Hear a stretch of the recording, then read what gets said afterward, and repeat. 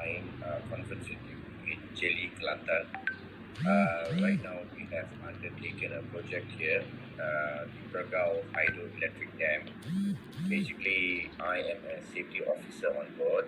I have been a safety officer for about 7-8 years now, and we have taken this project because it's quite complicated, and I'm supposed to be here on board for the rest of the 10 months that I'm going to be here working with them. As far as I'm concerned, I have been pretty active in my OSH life for the past 7-8 years, but this is the pinnacle of my career where the job is really tough, and it is kind of dangerous because we are actually entering the aqueduct tunnel, and the tunnel is quite, how should I say, not really very stable. So yeah, I have challenges in front of me. So pretty much this is what I do here and what I've done in the past. Thank you so much, Mr. Prakash. So I will start with the first question. Okay. Is the occupational health and safety management system implemented in your workplace, and can you give some examples? The ocean management system basically is just our FMA, Factories and Machineries Act, and OSHA 994. Now, I don't know whether you are in depth with this. Basically, it is just the forefront or the foundation of OSH safety over here, Malaysia.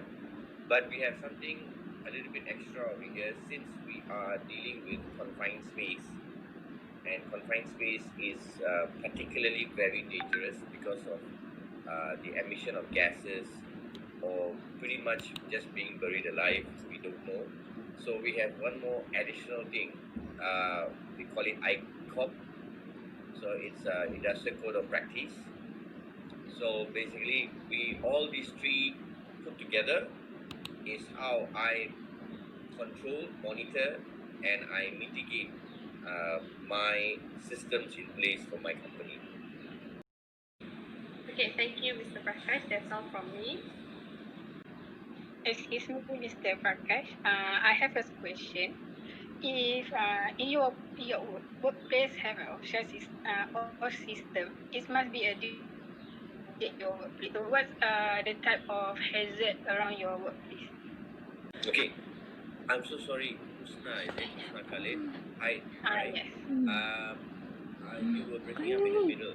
Were you asking me about the hazards that are in my the hazards in my Yes. in my work area? Okay. Is it okay if you are going off and on, because I can see you flickering off and on?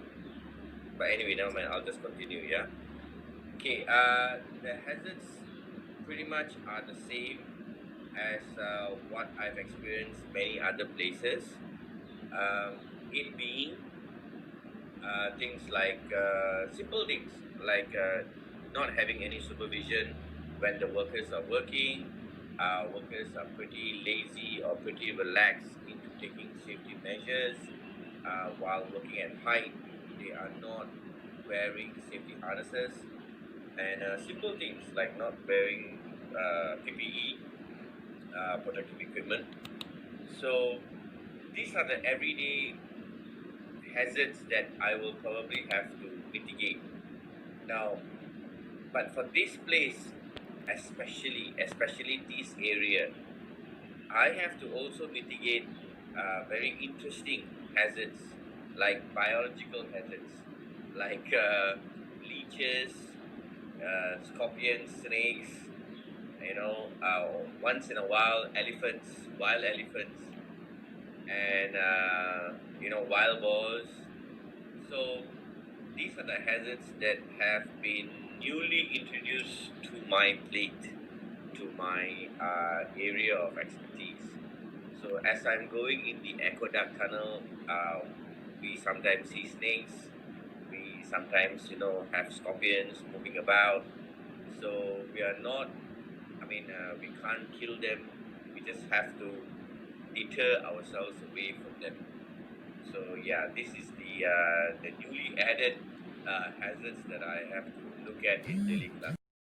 Hello and good morning, Mr. Prakash. Can you hear me? Hi, Siti. Yes, I can hear you. I have question. Have there have been accident to an employee while at work? Yes, there have been once under my care. You okay? I'm supposing that you're looking at me right now. It's for me to explain to you, right? Okay. So anyway, this was back in KL in Titiwangsa.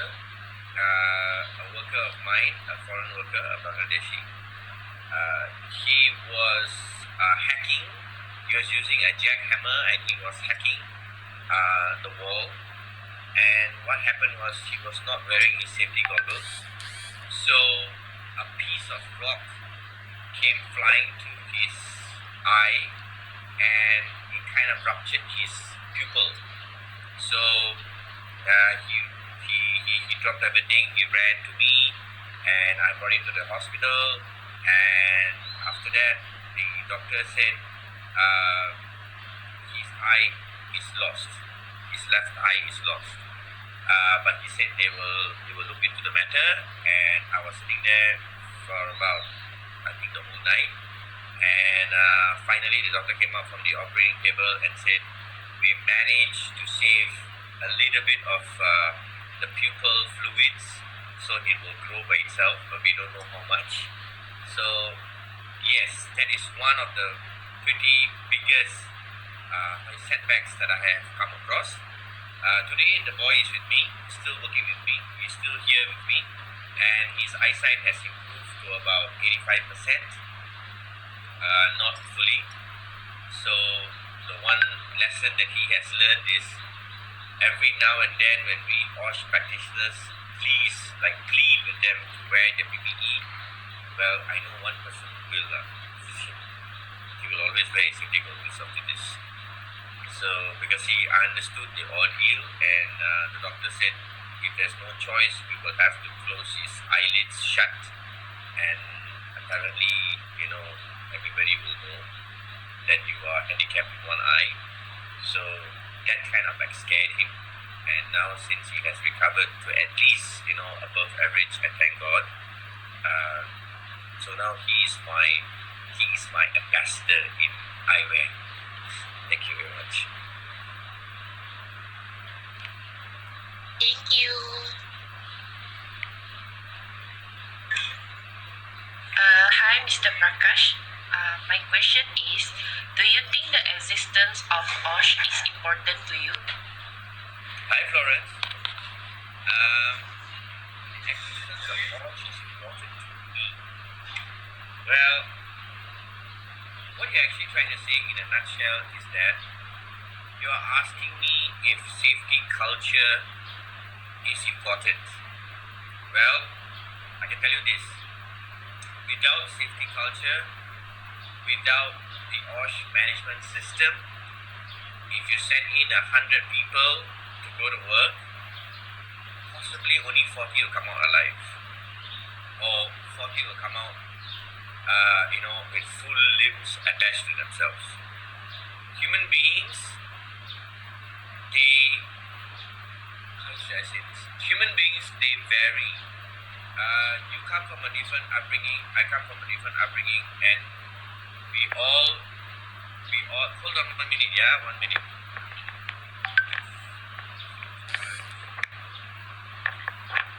Yeah, we all come from a different upbringing, and some of us, we do extra things just to get extra money, and these extra things mean forgo safety rules and regulations and just work overtime and earn that little bit of money so that we can have a better life.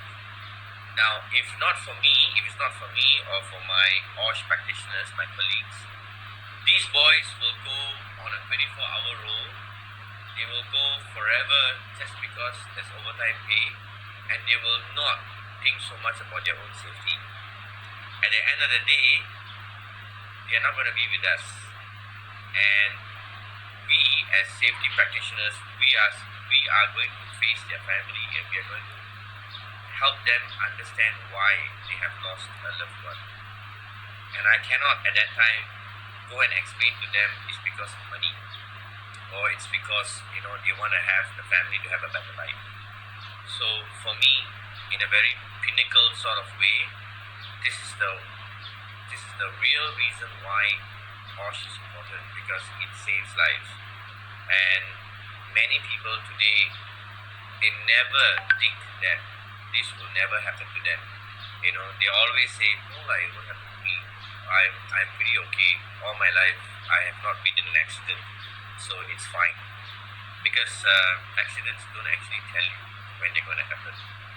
So, and my job, many people always think that, if you're a safety guy, you're supposed to help the injured, or you're supposed to help, when somebody is down or, electrocuted or whatever. But my policy is very simple. That is not my job. That is the paramedic's job. That is the doctor's job. My job is to make sure you don't get injured. My job is before the accident. My area of expertise is before something unfortunate or undesirable happening to you. Because after it happens, then I have not done my job, and it is now the paramedic's job to revive you. And my job is just to go and do documentation. So as far as you can see this, the only one person who is going to suffer is the victim. So I would like to express this very, very vital, that OSH is important. Because at that time, you don't care about OSH, you don't think about safety. Only when you get into an accident, I have seen people pleading for help. So only then they understand what safety is all about. So my job, as in my career, is to explain to people, don't ask for it when it's too late. Learn from it now itself.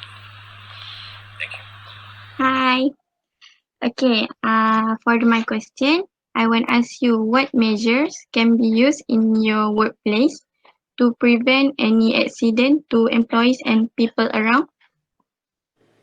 What measures? There's a lot. Okay. Okay. What measures? Okay. All this in one nutshell. Okay. We have confined space measures. We have working at height measures. We have electrical safety measures. And the list goes on. Okay, the list goes on. We have crane deployment measures. We even have worker. How you say? The worker is not feeling to work that day. He has issues at home. Psychological measures. We have a lot of these things. But if you want to tell it to you in a nutshell, then what I go through every day is mitigation measures, as in warning letters, dismissals, which is the most the most undesirable ones, because you still want them to work. But if it's really difficult and we can't teach the boys safety, then I probably have no choice but to dismiss them. And then we have things where we supply equipment to them, like lifelines, fall arresters, wick arresters, R clips, crim clips, PPE, all kinds of PPE, safety harnesses, helmets, rubber boots, leather boots, stuff like that. So basically what we supply. And then we also have those where mitigation measures in terms of what we do at site, like put up exclusion zones so that people don't enter. We have scaffoldings that have tow boards and outriggers so that the scaffolding doesn't topple. We have tool lanyards where the tools are attached to their hip, and if ever they fall from a height, it will not fall onto a person walking at the bottom. We have things like that. So in terms of mitigation measures, there are 1,001. It kind of depends more as to what your challenges are for that day. and then you mitigate as per such. Like for example, even for chemical safety, we wear our rubber gloves and we have our dip trays. You know, let's say for example, oil drum, we cannot put it on the floor. We have to put it in a dip tray, and the dip tray has to be calculated to the extent of which how much oil that is going to drip from that drum will have to be contained in that dip tray. So the dip tray has to be big. So if you're going to have like 4 or 5 drums in one dip tray, you can imagine how big the dip tray is going to be, because we cannot have any of that falling onto the ground, onto Mother Earth. So yeah, these are the mitigation measures that I go through on an everyday basis. Thank you. Okay, thank you, Mr. Prakash.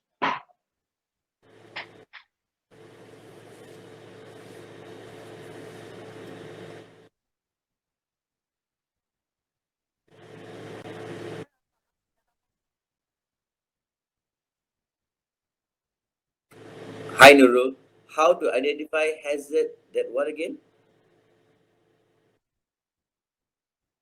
Occur. Probably. How to identify hazards that occur in my workplace. Okay, hazards are divided into two very broad categories. Okay, one is unsafe act, and the other one is unsafe situation or condition.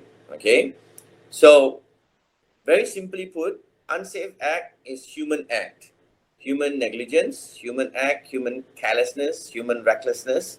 Basically, either they are obvious, ignorant, or they're naive, or they just simply don't want to listen and they do something that it is dangerous. So we call that an unsafe act.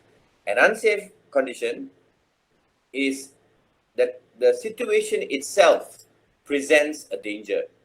Like for example, a manhole cover which is not there on the road, and then there is a hole right in the middle of the road. That is an unsafe situation, an unsafe condition. Yeah? An unsafe act is actually stealing that manhole cover. Okay? Because that will leave that condition to be unsafe. Okay? So, in terms of your question, how do you identify? Well, there are a few ways. One way is to be simply me wearing on my safety helmet and my jacket and going and having random inspections. When I do random inspections, then I catch a lot of people doing both of these things, having unsafe situations. That is one way that I identify. Another way I identify is worker feedback. The workers themselves come and tell me, boss, there is a python there, there is a python, moving there, please address it for us. So worker feedback is also important. And then we have visual observations. Like for example, in a tunnel, you have a vehicle that is going inside, let's say for example, a mini excavator, and then that mini excavator doesn't have a catalytic converter, meaning the carbon monoxide that's coming out from the exhaust is not contained. So the people working around the mini excavator have very deficient oxygen levels. So they cannot breathe because the aqueduct is only that big, the tunnel is only that big. So if there's lengthy amounts of carbon monoxide that's coming out, then they are probably going to faint. So visual observation of seeing carbon monoxide come out like that is also another indication how I identify hazards. And the last that I will say, which is not really a very good identification method, is to actually see people fainting or falling or hurting, or having lacerations, abrasions, injuries. Then only we suddenly realize that it is an unsafe situation. That is one that I will not follow because I would like to prompt myself to act even before that happens. Okay? Thank you. Hi, my name is Mr. Prakash. Hi, Nur Hafiza. How are you? I am fine. You may call me Fisa. I may call you what again? Fisa. Hi, Fisa, Fisa. yeah. Okay, my question for you is, will the hazard that occur will benefit or not all employees? Let me rephrase that question. Will that hazard that has been resolved, Yeah. Uh, will it benefit other employees or not? or not? Okay. Uh, Uh, well, it will benefit employees who are in that particular work faculty. We all have a speciality. Like for example, myself, I can consider myself a tunneling specialist because our work is 60 meters below the ground, and we need to be very focused in our work, and our family needs to be, the family and loved ones, they need to be, how should I say, supportive. Only then we can work. Only then I will allow people to go in and work. So hazards that are existing in the tunneling environment are very unique, are different. If I were to mitigate measures and if I were to resolve certain hazards that are in the tunneling faculty, the tunneling area, those people who are going to benefit are only the tunneling people. Those workers who are working at height, they are not going to benefit at all. So it kind of depends the kind of work that you're doing. It kind of depends on where you're working, because many of us have so many faculties in the workplace. We have working at height, we have underwater, we have tunneling, we have on ground, but we have in vehicles, we have electrical, like I said, we have chemical. So there is so many types of workers, and many a times workers don't shift their perimeters. They don't move from one place to the other. If you can see foreign workers usually working at height with scaffoldings, they will be there. That is their job. They will not change and come and be a tunneling miner or a tunneling supervisor. So for me, since I'm an OSH practitioner, I will go one full round, meaning I will go through all the segments of my work career. So I'm a bit different because I deal with safety, so that's why I have to do that. But workers do not. So to answer your question, yes, it will help many who are doing the similar job, because it will save them. It will save them the pain, and it will save company, time and the effort and the loss of man hours that we can preserve. But for others, I can't say. For others, I would say it is pretty much meaningless because they're not even in that job area. Okay. okay. Karishma, you continue with your question first. Okay, Mr. Praka, I have another question. Yes. If you could make one safety improvement, what would you do? If I could make one safety improvement, what could I do? Okay. I would like to do this. Every time when we leave a job, every time when we leave for a job, when we are together as a team, we have something called a pre-task. Okay, we have something called a pre-task where we stand together in a circle, and the supervisor talks about what is needed, what is to be done, what can be experienced, what are the hazards, what is our work, who will come and visit us, and what do we need. Basically, these are the things that we need to talk about, and then they will all walk in and do the work. Boyfriend, why was he left alone, and the difficulty I have in facing these challenges. I would like to put it all in a screen, and I would like to run it like a video just for like 5 or 10 minutes, just to compose them, just to make them see things. And then they will understand the depth of the matter and the seriousness of the crime of them not thinking that this will not happen to them. This is the one improvement that I want to do. Because back in about 10 or 12 years ago, when I was working for SIA, this was what they did. This was what they did to us. Like before we entered the flight, they put us all in a room and they showed us what exactly is supposed to be done and what can happen. And that stuck with me for many, many years. So if today, if I can get an opportunity to show the same thing to my workers, I believe my workers will change.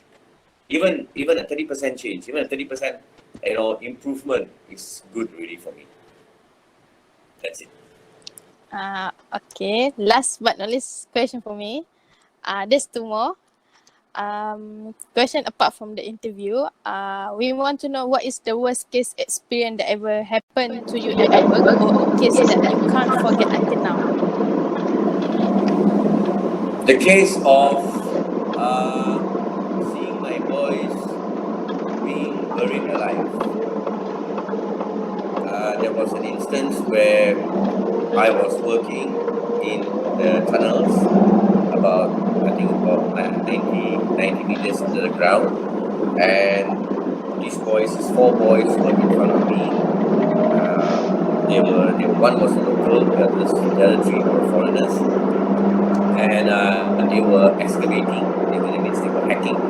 They were hacking the debris, and I could hear cracks around me. But before I could turn up and look at anything, the crown portion, the top tunnel portion collapsed.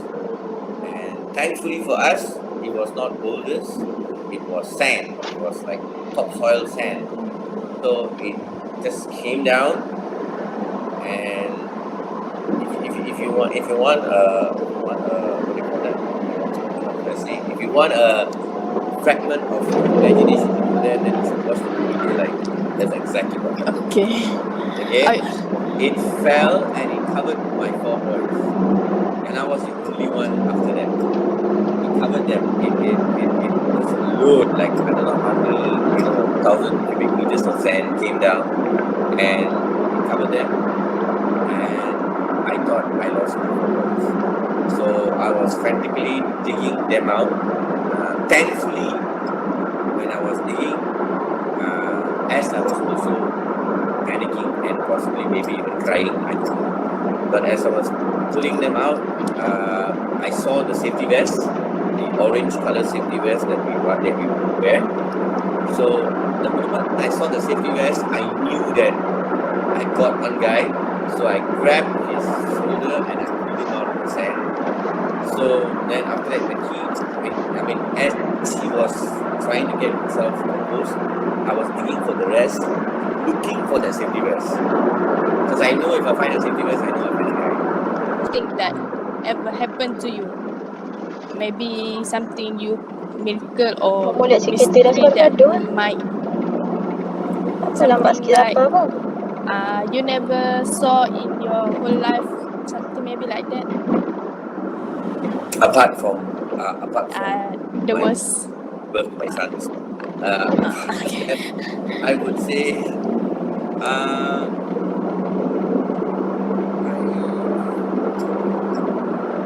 actually it's quite difficult for me to explain to you in that sense, because we safety people never take things by luck.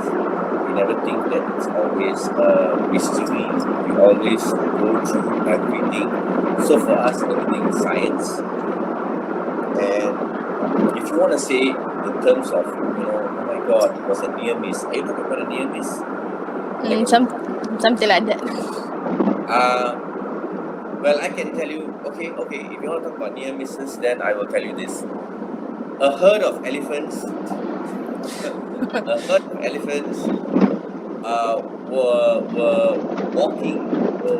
walking on the road that we were supposed to get out, because they were working in the jungle, right? So our work was delayed. So we were said to leave the jungle by 6:30 or 7 o'clock in the evening, and we somehow or other conveniently forgot. So we left the jungle at about 11:30 at night. So as we were leaving, it's like a one road passageway, just a one road passageway. So as we were driving in our 4x4, I was not driving, my boss was driving. I saw this herd of elephants, the mother, the father, and two baby elephants were walking in front. And elephants don't like white light. They don't like white light. They see white light, they'll come charging. What's worse, they don't like sirens, they don't like horns. If you horn them, that's it, your car is gone. Okay? So here you go, my boss is like, panicking, and he accidentally flashed his lights. Accidentally, he thinks that, elephants elephants behave the same way as motorists on the highway. So he started flashing his lights, and the elephants turned around. And then I was like, okay, that's it. I'm done. Because I'm sitting in this Toyota Hilux, which is not going to save me from anything. And the elephants took a few, the big one, I assume it was father. It took a few steps to the front, and then we turned off the engine and we turned off the lights. And we just stood there, we just stayed there quietly. And the elephant was in front of us for about a good 10 minutes, just looking at us and grunting. And then he just turned around and he went away. So then, apart from the fact that we had a whole different feeling altogether that we push down the ravine, or probably just spotted from the car itself. We gained our composure. We stayed there for a while, and we waited for until the whole bush was clear. We only left the jungle at about 12:45 minutes. Just imagine the panic. So if you want to talk about luck, that is the only one thing that I can think of that doesn't correspond to any safety protocol or safety position. Okay. So yeah, that's the only reason. Thank you. Okay, thank you. I think that's all from us, and thank you, Mr. Parker, for spending time with us and helping us with the interview. And may you have a good day and weekend also in PKP. Right, thank you very much. Can I end the call now, or is there some is that a good call for anything? Karishma. No, we take photo first. Take photo. Okay. I don't have a phone. Here. That.